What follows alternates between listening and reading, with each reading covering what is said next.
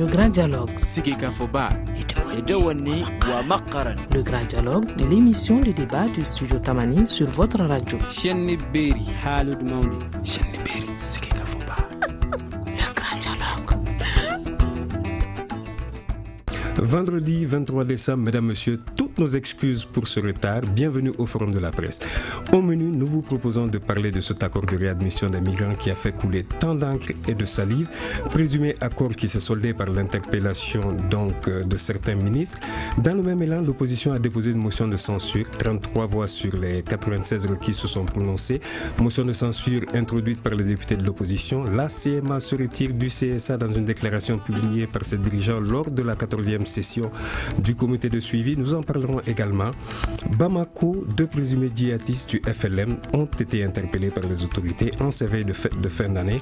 Attaque également d'impose la gendarmerie de Ségou, plus précisément à Saï. Avec nous sur ce plateau pour discuter donc de ces actualités, Benjamin Sangala de Fraternité africaine, Badou Escoba du Carrefour, Mamadou Fofana de l'Indépendant, Abdoulaye Guindo du procès verbal. Je suis Ousmane Diadje Touré pour vous présenter cette émission qui est mise en onde par Cédoubo. Le grand dialogue. Bienvenue donc, mesdames et messieurs. L'accord de réadmission des Maliens expulsés d'Europe a défrayé la chronique toute la semaine. Un document présenté par le ministre néerlandais des Affaires étrangères Bert Koenders à l'issue de sa visite à Bamako. Le 11 décembre dernier a créé la polémique au sein de l'opinion. Le ministre malien des Affaires étrangères et celui des Maliens de l'extérieur ont demandé un quelconque accord signé de réadmission. La demande d'asile refusée avec l'Union européenne. Dans un communiqué saluant cet accord de principe, le ministre néerlandais par contre, Bert Koenders affirmait pourtant que c'était la première fois que l'UE établit des engagements aussi précis avec un pays africain. Alors, dites-moi, Badou Escoba, que comprendre de cette situation? Elle est un peu confuse. Cette situation est certes confuse, mais elle est assez claire aussi, puisque les 2 ministres en charge des questions des Maliens de l'extérieur, je vais parler du ministre des Affaires étrangères, je vais parler du ministre de l'intégration et du ministre des Maliens de l'extérieur.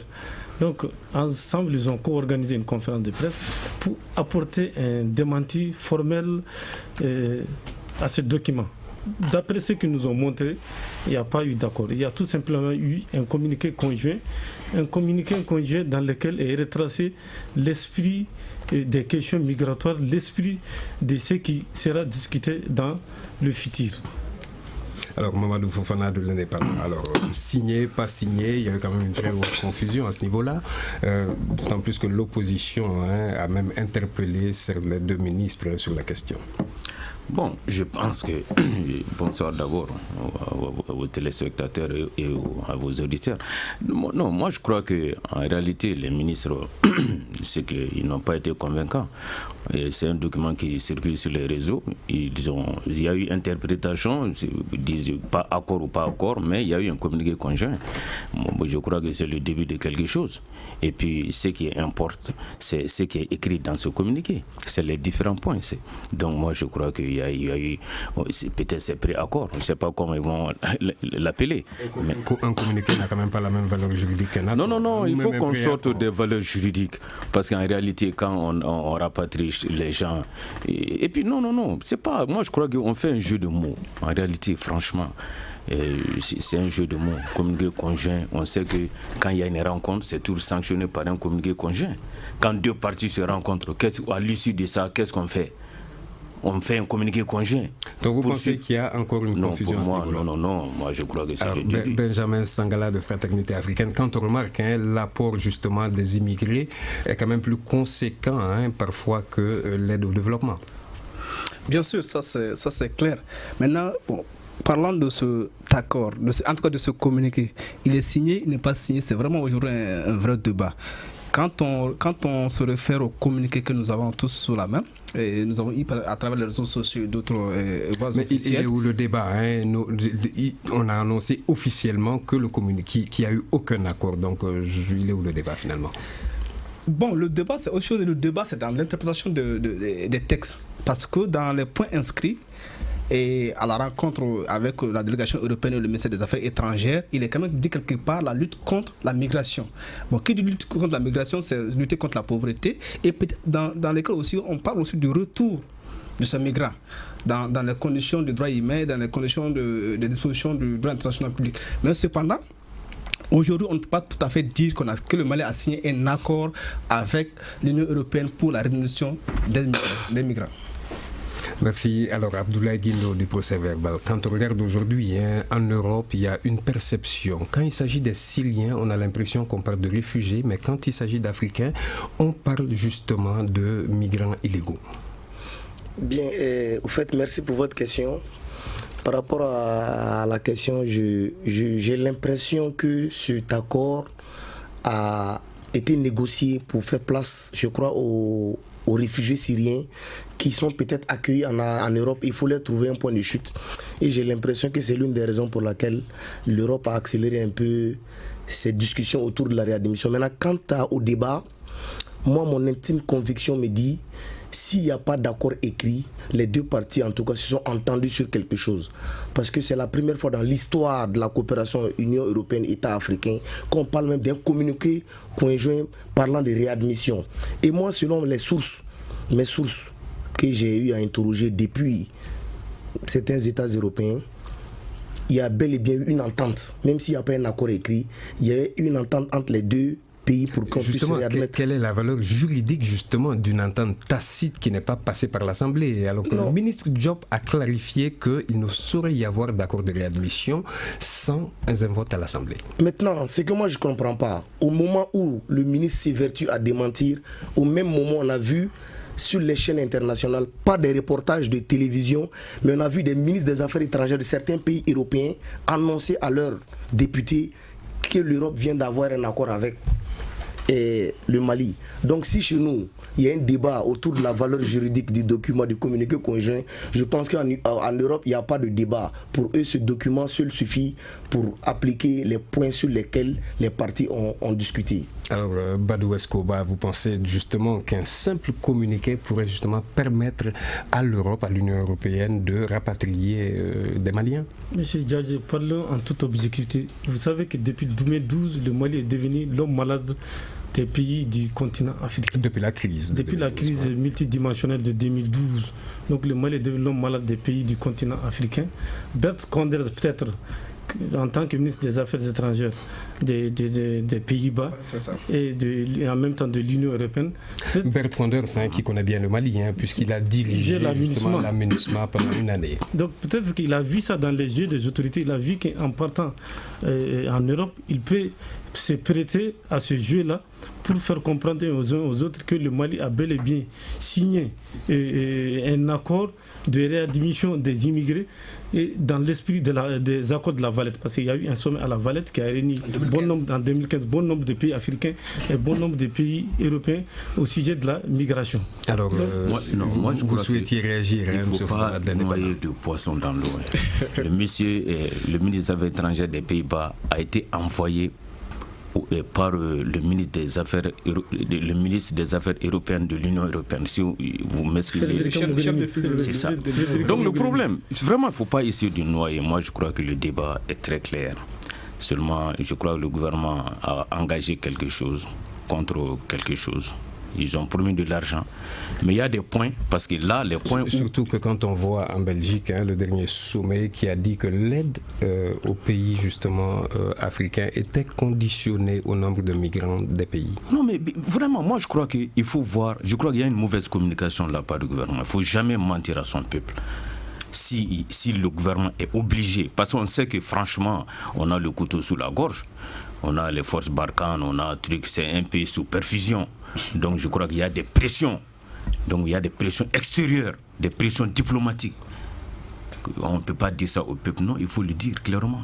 Alors, dernière question sur ce volet, donc Benjamin Sangala, est-ce que vous pensez justement qu'il y a une mauvaise communication de la part du gouvernement? Bon, peut-être parce que déjà, on est une semaine dans ce débat et jusqu'à présent, la population en tout cas ne croit pas à ce que quand même son gouvernement. le disent, parce qu'il y a tellement de communication autour de la chose. D'abord, on a eu les notes verbales des Pays-Bas, du ministre des Pays-Bas, de l'ambassade des Pays-Bas. On a eu également des différentes interprétations à l'Assemblée nationale et le Premier ministre, et tant d'autres, la motion de censure de l'opposition. Jusqu'à présent, ça ne passe pas. Justement, à propos de la motion de censure, qu'est-ce que vous pensez de cette motion de censure de l'opposition? Est-ce que c'était purement justifié? Est-ce qu'on n'aurait pas pu simplement envoyer une lettre écrite, sous pli fermé, au ministre concerné? Bon, malgré la procédure, je crois que deux motions de censure dans une législature, c'est déjà trop. Et déjà que ça met quand même en mauvaise position le gouvernement en tant que tel. Et également, c'est vrai, ils ont sauté sur l'occasion également. Sinon, c'est une motion de censure qui était en vie. Ils ont sauté sur l'occasion et également introduire en tout cas ce sujet de migration dans le sujet. Merci. On va prendre quelques secondes de pause et nous reviendrons pour la suite de cette émission. Vous écoutez Studio Tamani, votre avis nous intéresse. Écrivez vos commentaires et suggestions sur la page Facebook et dialoguez avec nous. Studio Tamani, c'est aussi les réseaux sociaux. Vous suivez donc le forum de la presse du studio Tamani. Un autre sujet à présent, après donc l'accord de réadmission, c'est le retrait de la CMA du comité de suivi de l'accord. La 14e session du comité de suivi de l'accord pour la paix et la réconciliation qui a tourné très court. Une partie de la CMA a claqué la porte suite à une divergence sur l'inclusivité au sein de la coordination. La CMA justifie cette décision par la hausse des violences et l'absence de progrès en matière de réforme de la part du gouvernement malien. Elle estime que 18 mois après la signature, aucun des points inscrits dans la période intermédiaire n'ont été opérés de façon concertée entre les parties.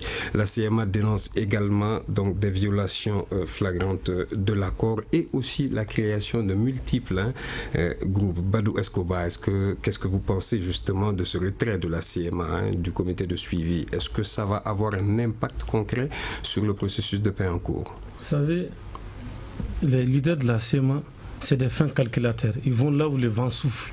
Ils veulent profiter de la tenue du sommet France-Afrique pour, n'est-ce pas, se faire entendre vis-à-vis de l'État du Mali.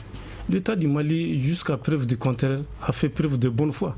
Peut-être qu'il y a quelques petites difficultés par rapport au cantonnement des ex-combattants, et ces difficultés sont dues aux membres de la CMA eux-mêmes, parce que on avait demandé à ce qu'on donne une liste de combattants et apparemment la CMA a dépassé ce quota. Et l'argent qui a été débloqué... Est-ce que ce sont les seules difficultés quand on voit que la CMA parle également de la multiplication des mouvements Oui, on a vu la création du CJA, du MSA et bien d'autres. Oui, justement, c'est ça le problème fondamental. C'est qu'au sein même de la CMA, ça ne va pas. Il y a certains membres de la CMA qui disent qu'ils ne se reconnaissent pas dans l'installation des autorités intérimaires parce que lors du choix de ces autorités intérimaires, il y a la CPA, et lors du choix de ces autorités intérimaires, le MNLA et le HCA ont été privilégiés par le ministre Agarlaf. C'est ce que certains leaders de la CMA disent. Ils disent que avant que les autorités intérimaires ne soient mises en place, ils ont rencontré le ministre Agarlaf qui a mis sous le boisseau leurs propositions. Alors, Mamadou Fofana de l'Indépendant, quelle lecture faites-vous de ce retrait? Est-ce que c'est juste stratégique ou est-ce que vraiment on patauge? Bon, vous savez, ma réaction est que c'est-à-dire le Mali, là, il faut que ça reste un peu debout. Si on avait les mêmes capacités que la Syrie, on aurait pu libérer les choses Kidal, comme Alep vient de libérer. Moi, je crois que je suis partisan de la manière forte, parce qu'en réalité, ça, c'est des jeux de ping-pong. Non, ça sert à rien. Non, ça sert à rien. Alors, la CMA dénonce. C'est un jeu de ping-pong. Le Premier ministre a eu, je ne sais pas si vous avez entre les lignes, le Premier ministre a dit à l'Assemblée, tout ne dépend pas du gouvernement. Moi, je crois que franchement, je mets en cause vraiment le fait que certains acteurs ne soient pas sincères. Et cela va nous traîner pendant 40 ans. Jusqu'à la division de ce pays-là, à la partition de ce pays. Donc moi je crois, au lieu qu'on tergiverse, au lieu qu'on perde du temps dans les salons, dans les grands hôtels, je ne sais pas, ou bien attendre les perdièmes, parce que même ce comité de suivi, c'est les partenaires, je crois, qui payent. C'est des gens qui sont payés entre 2 et 4 millions. Donc je crois qu'il y a même des arriérés de paiement. Je ne sais pas si c'est dû à quoi, parce que les partenaires ont dit, nous ne voyons pas d'évolution sur le terrain. Donc on ne paye pas. Donc je crois qu'il y a même peut-être ces frustrations, peut-être l'argent n'est pas tombé. Mais l'État doit s'assumer. Il faut qu'on se prépare à libérer Kidal. Accord ou pas accord, parce qu'on n'a pas les moyens, on n'a pas besoin d'attendre vraiment que les gens se moquent de la République. Moi je crois que nous sommes dans cette phase. Ils prennent de l'argent. Mais on a vu quand même Benjamin Sangala qui a eu une condamnation justement de l'ambassadeur de l'Allemagne, une condamnation de la CMA. Hein. Oui. Est-ce que vous pensez que la communauté internationale se réveille enfin? Je crois peut-être oui. À mon avis, la communauté internationale aujourd'hui doit réagir. Réagir également et clarifier le débat avec la CEMA. On ne peut pas continuer comme ça. Toujours l'éternel recommencement. Chaque fois, nous recommençons. Demain, peut-être, ça va être un autre groupe. Ça ne peut pas aller. Donc aujourd'hui, l'État malien et ses partenaires, en fait la communauté internationale, doit également clarifier le jeu et également interpeller la CEMA. Que veut dire clarifier le jeu? Fofana de l'indépendant. Alors, clarifier le jeu. Je pose la question. Que veut dire clarifier le jeu? Si c'est un jeu, vous voyez, on revient au système de jeu. Donc c'est un jeu, je ne sais pas si c'est un jeu de quoi, badminton ou quoi. C'est un jeu, pourquoi? Parce que déjà, aujourd'hui, on a tellement négocié. On a tellement négocié et chaque fois, nous sommes dans les créations de milices, dans les créations de mouvements, ainsi de suite. Donc finalement, c'est un conflit d'intérêts qui profite peut-être à beaucoup d'autres. Comme vous l'avez dit, il y a des gens qui sont payés à des hauteurs, à des millions par-ci, par-là, et ils n'ont pas intérêt à ce que vraiment nous finissons avec des gens qui gagnent plus que le président de la République. La CEMA aussi accuse. Alors monsieur Guindo, on a vu que la CEMA accuse également cette communauté internationale, aussi bien le gouvernement que la communauté internationale, de patauger, de ne pas faire avancer les choses. La CEMA également condamne justement des violations par rapport à l'attaque de ses positions. Mais par rapport aux deux accusations de la CEMA contre la communauté internationale, moi je pense que c'est une façon de nous endormir. Parce que si vous voyez que la CEMA se comporte de la sorte, c'est parce qu'elle est dans les bonnes grâces de la communauté internationale. Mais la communauté internationale qui réagit également avec la condamnation de l'Allemagne. L'Allemagne seule ne représente pas aujourd'hui la communauté internationale. Il y a la MINUSMA, l'ONU, qui est garante de l'accord signé. Et on a vu que sur le terrain, le gouvernement malien a fourni beaucoup d'efforts. Mais du côté de la CEMA, les efforts que la CEMA doit fournir, ces efforts tardent à venir. Donc, accuser la communauté internationale, c'est un peu une façon de nous endormir. Maintenant, accuser l'État, c'est un peu une fausse accusation parce que sur le terrain de l'accord, on reconnaît que notre gouvernement fait beaucoup d'efforts, même s'il y a des difficultés. Maintenant, la CEMA, de son côté, fait quoi pour qu'on puisse avancer? Maintenant, par rapport aux attaques, aujourd'hui, la CEMA est allée signer les accords parce qu'on a pensé que c'est elle qui contrôle le Nord. Donc, si elle n'a pas à sécuriser les populations, elle n'a pas à sécuriser ses positions. Donc, ça veut dire que soit elle n'est pas celle qui contrôle le Nord, il y a peut-être les véritables maîtres du Nord. Alors, le MOC, justement, qui devait commencer le 15 décembre dernier, qui prend du retard, est-ce que vous pensez que ce retrait de la CMA est de nature à ralentir totalement le processus, ou à bloquer le processus de paix en cours? Bien sûr que ça va bloquer, dans la mesure où c'est des patrouilles mixtes. Maintenant, si la CMA se retire en tant que signataire de l'accord, ça va retarder. Mais comme Fofana l'a dit, il faudrait qu'à côté de l'accord, notre gouvernement, l'État, prenne ses responsabilités. Parce que celui qui veut la paix prépare la guerre. Alors, Badou Escobar. Vous savez qu'il y a un problème qui est là. La CEMA trouve que le gouvernement est en train d'équiper d'autres groupes armés pour pouvoir, n'est-ce pas, torpiller les négociations de paix d'Alger. Or, en réalité, c'est la CEMA qui est en train de faire preuve de mauvaise foi. La preuve, quand des soldats de l'opération Barkhane et des femmes et des militaires maliens ont voulu entrer dans la ville de Ber, la CEMA s'y est opposée. La CEMA s'y est fermement opposée. Donc, dans l'esprit de la CEMA, n'est-ce pas, et c'est reconnaître dans l'accord, c'est compromettre son propre avenir. Je m'explique, parce que j'ai des explications claires à donner. Parce que si vous prenez le HCIA et le MNLA, surtout le HCIA, c'est Yad Agali qui tire les ficelles. Donc le HCIA est entre les mains de Yad Agali. Donc c'est Yad Agali qui tire les ficelles. Mais le HCIA qui est quand même signataire de l'accord de paix, contrairement à Ansar Dine de Yad Agali. Oui, le HCIA est signataire de l'accord. Mais qu'est-ce qui a poussé le HCI à signer l'accord?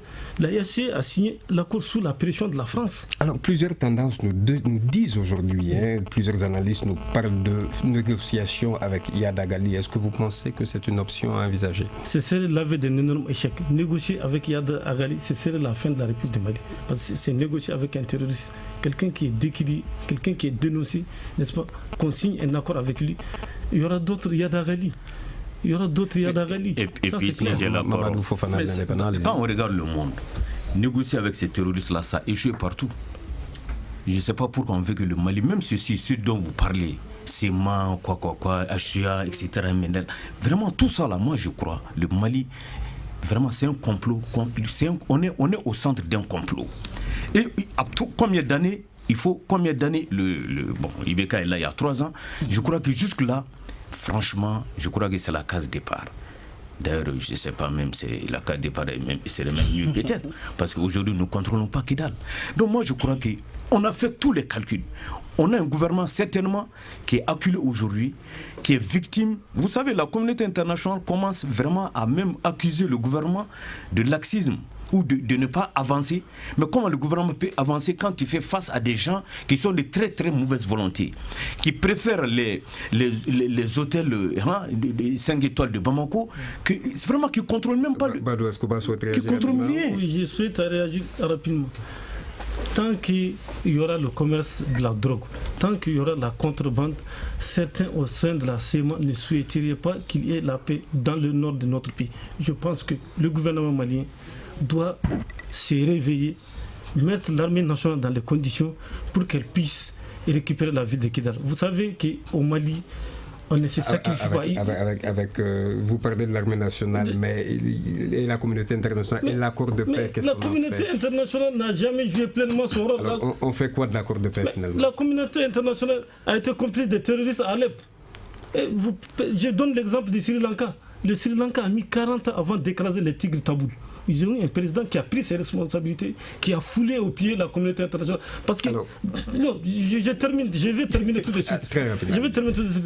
Dès qu'on parle de rébellion, si ces rebelles sont soutenus par l'Occident, on parle de violation des droits de l'homme, etc. C'est que les forces régulières subissent. On n'en parle pas. À longueur de journée, on tue les soldats maliens. Ça, c'est qu'il faut le dire. C'est parce que le Mali est sous embargo. On refuse à ce que le Mali ait des armes. Le président de la République l'a dit, le Mali est en guerre. Le Mali est en guerre. Le Mali a besoin d'armes, le Mali a besoin d'être équipé pour écraser ces gens-là. On ne peut pas continuer avec cette histoire. Une poignée d'individus ne peut pas continuer à nous empêcher de dormir, c'est pas possible. Prendre tout le pays en otage. Benjamin Sangala de Fraternité africaine, est-ce que justement la signature de l'accord de paix ne dénote pas d'une avancée notable dans le processus de paix? Est-ce qu'on ne peut pas justement exploiter, appliquer cet accord-là? Tout simplement. Bon, cet accord souffre beaucoup d'insuffisance, si vous le dites comme ça. Et également, on ne peut pas avancer comme ça.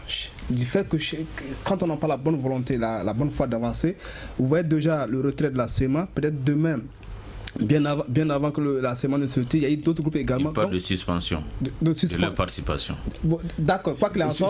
Une suspension, d'ailleurs, il laisse l'entendre qui pourrait tourner court, qui ne va peut-être pas durer. Donc, ça veut dire que déjà. Est-ce que c'est juste stratégique finalement? Peut-être comme l'autre l'a dit, c'est peut-être pour mieux se faire voir au sommet France-Afrique qui arrive déjà. Mais je crois qu'en tout cas de cause, la communauté internationale, y compris le Mali, doit prendre en tout cas ses responsabilités vraiment et en finir avec. Ou si qu'on remette tous en cause cet accord. Et on repart à la case des départ. Merci. On a vu justement, Badou, si vous le permettez, on va aller vers un autre thème justement. On a vu des scènes de violence et d'attaques qui continuent dans le nord du pays et on a vu des attaques ces derniers mois également dans le centre quand on voit Koulikoro, Banamba, le poste de péage, mais également à Nyono ou Djabali. Cette fois-ci, c'est le poste de la gendarmerie de Saï qui a été la cible d'attaque. Des individus armés sur des motos ont attaqué le poste. Bilan, un mort et un blessé. Alors, en ces veilles de fête de fin d'année, est-ce que vous pensez, M. Guindo, que le pays est sécurisé quand on voit des attaques dans le centre du pays? La recrudescence de ces attaques prouve que le pays n'est pas sécurisé, même si certaines parties du pays sont sécurisées. Aujourd'hui, Bamako, on a l'impression que Bamako est est bien sécurisé avec la présence policière et les attaques à Bamako ont connu beaucoup de mineurs. Voilà, mais on a l'impression que les autorités ont oublié. Je signale déjà à nos auditeurs qu'on a eu ces informations de la police depuis hier. Depuis le nouveau dispositif, il n'y a eu aucun braquage à Bamako. Voilà, donc Bamako, on a l'impression qu'on a sécurisé Bamako en oubliant les villes de l'intérieur. Or, là-bas aussi, c'est des Maliens qui vivent. Moi, je pense qu'aujourd'hui, la sécurité doit se déployer sur l'ensemble du territoire. Et pour le faire, il faut des moyens. C'est vrai qu'il était en train de se battre. Mais quant aux attaques qui se déroulent dans les zones un peu reculées, au centre, au nord, c'est des attaques asymétriques. Là, il faut peut-être avoir des moyens aériens pour pouvoir anticiper sur les assaillants. Et moi, je pense que c'est sur ce point-là que l'État doit faire beaucoup d'efforts. Comme Badou l'a dit, il faut faire tout pour qu'on puisse au moins acquérir des armes, surtout des moyens aériens, mener des vols de reconnaissance. Parce que c'est des attaques asymétriques. Ce n'est pas des attaques où on a l'ennemi en face, on se tire des balles. C'est des gens qui viennent par surprise. Et il faut doubler l'effectif des policiers, des militaires dans les zones les plus reculées. Merci. Badou Escobar, dites-moi, est-ce que Bamako est prêt à recevoir ces ordres de marque quand on voit qu'à Ségou à côté, à Saï et à Nyono, à Djabali, qu'il y a des problèmes? Non. Pour le sommet France-Afrique. Pour le sommet France-Afrique, Bamako est en mesure d'accueillir le sommet France-Afrique. Et c'est le lieu de rendre hommage au ministre de la Sécurité, le général de brigade Salifou Traoré. Il a tenu ses promesses parce qu'il avait dit en son temps que Bamako et sa périphérie seront sécurisés, et ce qui est en train d'être fait. Le problème, c'est pas ça. Quand on parle de Bamako, les rebelles sont rentrés en Djamena 2 fois. C'est pas là le problème fondamental. Le problème, c'est l'intérieur du pays. Il faut sécuriser l'intérieur du pays. C'est lui qui est mort à Saï, c'est mon cousin. C'est mon cousin. C'est extrêmement grave. Dans un poste de gendarmerie, il n'y a même pas d'armes. Il y a un ou deux soldats, un ou deux gendarmes, une arme pour deux gendarmes. Ça ne peut pas compter des armes qui datent des années 50. Donc, en fait, il y a un problème de moyens qui se pose. Il y a un problème de moyens qui se pose. Nos forces de défense et de sécurité. Nos forces de défense et de sécurité ne sont pas dans les conditions pour pouvoir combattre. Ce n'est pas avec des vieux criseurs qui datent des années 50 qu'on va combattre ces gens. C'est la guerre asymétrique. Ils viennent en moto armés jusqu'aux dents. Donc, ils surprennent nos forces de sécurité, ils les bougent et ils continuent. Ça ne peut pas continuer. Il faut que l'État prenne ses responsabilités. Il faut qu'on augmente les effectifs de nos militaires dans ces postes. Les postes sensibles doivent être sécurisés. Prenez le cas du Burkina. Quand il y a eu l'attaque du poste militaire d'Intagom, quand il y a eu l'attaque de Napougou à 45 km de Djibo, on a tout de suite senti les autorités burkinabées prendre les mesures nécessaires, verrouiller leurs frontières. C'est ce que l'État malien doit faire. Les zones sensibles doivent être sécurisées. On doit augmenter l'effectif des militaires. Vous envoyez 2 gendarmes, sécuriser un poste de contrôle, 2 gendarmes, une arme. Ça ne peut pas continuer. Il faut leur donner les moyens de se défendre. Ça ne peut pas continuer. On ne peut pas envoyer les gens à la mort comme ça. Il faut les équiper, il faut les entraîner, il faut que les équipements soient adaptés à la réalité du terrain. C'est une guerre asymétrique. Merci. Mesdames et messieurs, exceptionnellement, vu le retard qu'on a accusé, on ne va pas prendre donc la deuxième pause. Vous pensez qu'il y a un réel problème d'équipement au sein des forces armées de défense? Un problème de volonté, de gouvernance ou d'équipement? Je ne peux pas dire que le gouvernement n'a pas la volonté. Peut-être que c'est la stratégie qui manque, parce qu'en réalité, tout gouvernement, je ne peux pas faire injure au gouvernement. La République dire qu'il ne veut pas assurer la sécurité des populations. Mais seulement, je crois qu'il y a un manque de moyens, il y a une stratégie à définir. Et puis, le problème, moi, je crois aussi qu'il faut libérer le Nord. Tout ça, l'insécurité au Sud, c'est lié à l'insécurité au Nord. Si nous arrivons à libérer Kidal... Mais il y a un accord de signé... Non, l'accord dont vous parlez là, à Alep, on a... Non, je vous dis, non. Aucun accord ne peut nous empêcher de recouvrer la souveraineté sur l'ensemble de notre territoire. Aucun accord. Est-ce qu'on en a les moyens? C'est ça. Donc le problème, c'est ça. C'est question de moyens. Je crois qu'aujourd'hui, moi, je ne sais pas. Mais si je suis à la place du Premier ministre, j'allais demander une souscription nationale. Franchement, je ne sais pas sous quelle forme. L'effort de guerre. Et pour contribuer à l'effort de guerre. Une souscription nationale. C'est-à-dire exceptionnelle. Je ne sais pas quel montant ça va faire. Vraiment pour doter notre pays, libérer le Nord. Quand on libère le Nord, là, c'est tout ce dont on parle, les attaques des postes, des prisons, etc. Là, tout ça, nous pourrons vraiment sécuriser le pays. Mais on manque de moyens, d'armes. il y a les problèmes, le budget national. Le budget national, ça ne peut pas suffire. Il faut que vraiment l'État fasse une souscription nationale. Peut-être d'autres, les gens vont dire que déjà nous souffrons, mais je crois que nous faisons ça pour la génération à venir. Il faut qu'on puisse libérer ce pays avant la fin, avant le mandat, parce que avant la fin du mandat d'Ibeka. Je parle de ce premier mandat, parce que d'autres parlent déjà du second mandat, mais je crois qu'il faut qu'on termine d'abord le premier mandat pour parler du second mandat. Alors, Benjamin, allez-y rapidement, Badou Escobar. Nos militaires n'ont même pas de gilet pare-balles. Il y a un officier français qui a dit au début de l'opération Serval que le militaire malien c'est le kamikaze par excellence. La guerre est en train de se déplacer vers le centre. Le gouvernement malien ne contrôle plus le delta central du Niger. L'autre jour, peut-être que des militaires ont mené une incursion dans la zone de Diafarabi, ils ont démantelé une base de touristes. Mais cela ne suffit pas. Il faut multiplier les actions, il faut intensifier les actions. On attend encore les résultats de l'opération, c'est nous.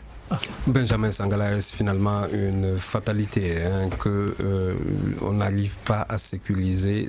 Le problème se déplace. On n'est plus au nord du pays, là on est au centre. C'est triste et c'est très grave. C'est très grave. Et Badou a parlé de non-équipement de nos militaires. Puisque nous sommes aussi dans une guerre asymétrique, je crois qu'aussi il faut pour nos armées... Mais où est passé justement toutes ces aides promises par la communauté internationale? Qu'on n'a pas vu. Ouais. Qu'on n'a pas vu. Mais pour ce qui concerne nos hommes sur le terrain, je crois qu'ils doivent aussi redoubler de vigilance. C'est-à-dire qu'on ne peut pas toujours continuer à entendre les mêmes types d'attaques.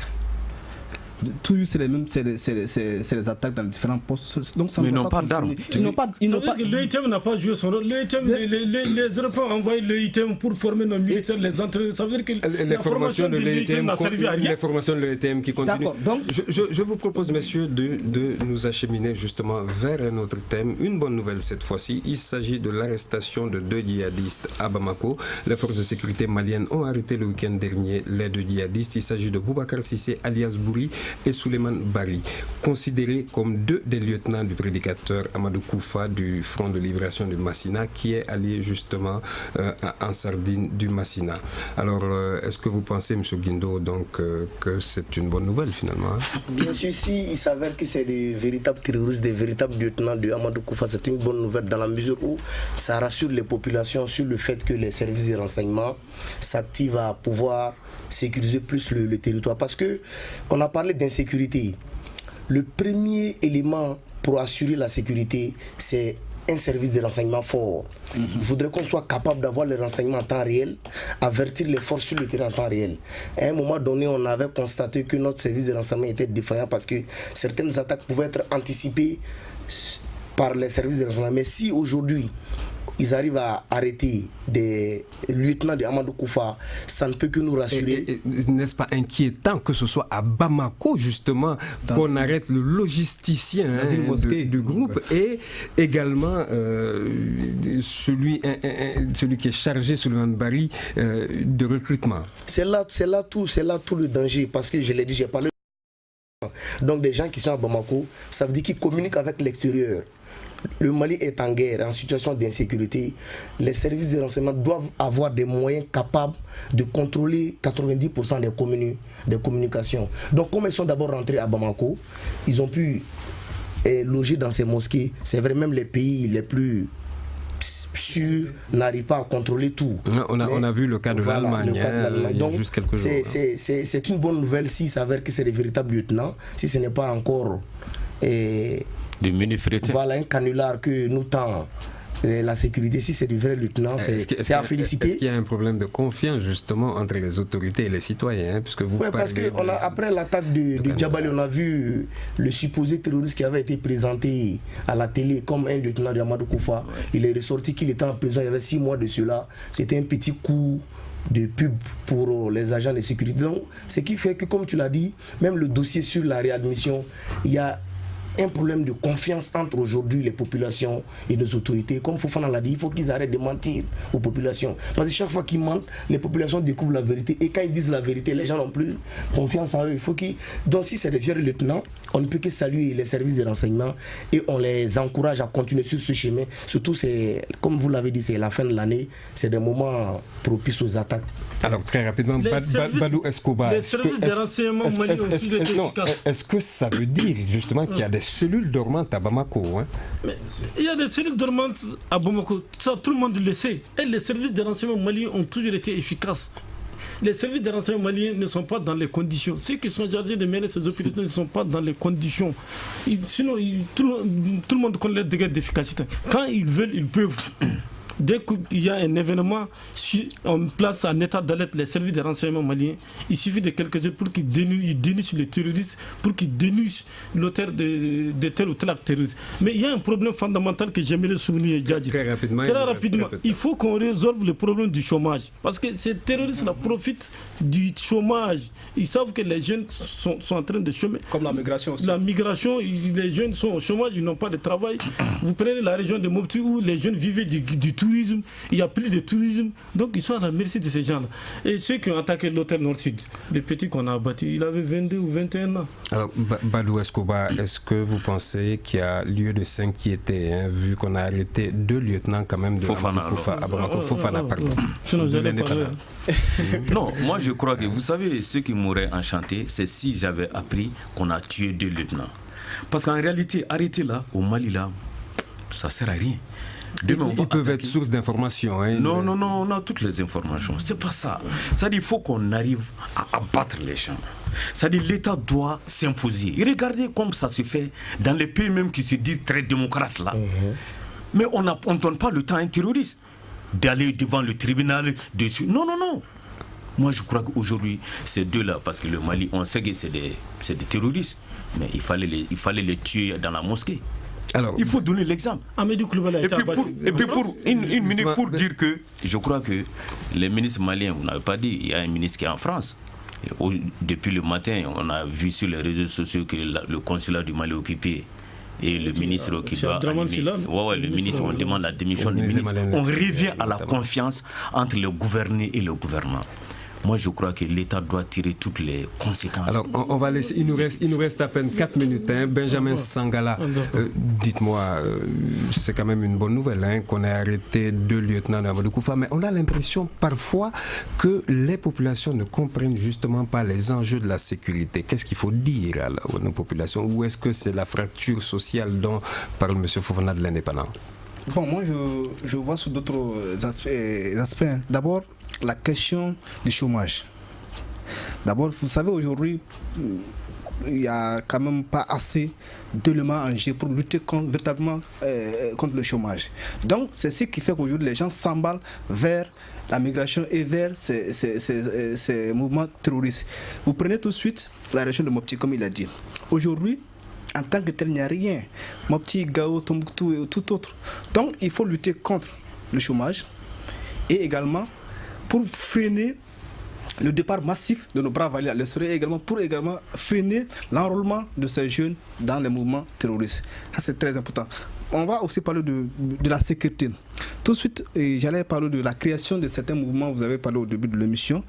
On a écho de la semaine dernière que les mouvements au niveau de la région de Mopti, les Dogons aussi ont créé une milice d'autodéfense qu'on appelle Dana Ambassago. Donc tout ça dénote du fait que sur le terrain, il n'y a pas une forte présence militaire et également, donc l'armée n'y est pas, la population est vraiment laissée à elle-même. Donc du fait, quand c'est comme ça, les gens s'organisent eux-mêmes et assurent leur défense, leur justice. Donc ouais, c'est vraiment quel est le risque justement de cela, Abdoulaye Guindo, du procès verbal? Si on a trop d'hommes armés dans le pays. Le risque, c'est que ces groupes d'autodéfense, lorsque l'État va peut-être reprendre le terrain, ils vont vouloir poser des conditions. Bien sûr. Et là, cette fois-ci, ils vont se retrouver face à leur propre population. Et on ne sait pas comment est-ce que ça va se terminer. Comme Fofana l'a dit, il faudrait que l'État soit présent sur le terrain. L'État abandonne le terrain, les populations se sont organisées pour assurer leur propre sécurité. Ils ont des armes qui circulent. Et lorsque l'État va revenir sur le terrain, ça va créer des problèmes parce que les gens vont poser des conditions. Les milices Kombo ont créé énormément de problèmes. Au gouvernement burkinabé. Alors, quand on parle de milices, on parle également de ces groupes armés-là, puisque le Gatia, par exemple, est un groupe armé d'autodéfense. Oui, le Gatia est un groupe armée d'autodéfense. Gandakoi, Gandaizo. La plateforme est reconnue par le gouvernement, est reconnue par les accords d'accords. Mais mon inquiétude, c'est quoi? On a vu le cas au Congo, les milices Zoulou, les milices Ereké, les milices Cobra et autres. Et on a vu le résultat final. Donc il faut... Voilà, très rapidement, le dernier mot. Le plus inquiétant dans tout ça, c'est que nous sommes en train vraiment d'aller vers ce qu'on appelle, parce que chaque communauté va finalement avoir sa milice. Vous voyez, donc on a la milice peut-être Dogon, demain on a la milice. Vous pensez que c'est possible avec 60 ethnies au Mali? Bon, peut-être. Plus de 60 ethnies au Mali. C'est une inquiétude. C'est une inquiétude et chacun va vouloir en tout cas se protéger elle-même. Vous voyez, et au-delà de ça, ça va amener d'autres conflits communautaires. C'est aller même vers la somalisation du Mali. Mais est-ce que justement, M. Fofana, est-ce que le citoyen lambda comprend les enjeux sécuritaires qu'il y a aujourd'hui? Non, moi je crois que le citoyen, vous savez, tout c'est une question d'éducation. Impuissant. La population comprend. Parce que d'abord, c'est un phénomène nouveau, l'insécurité.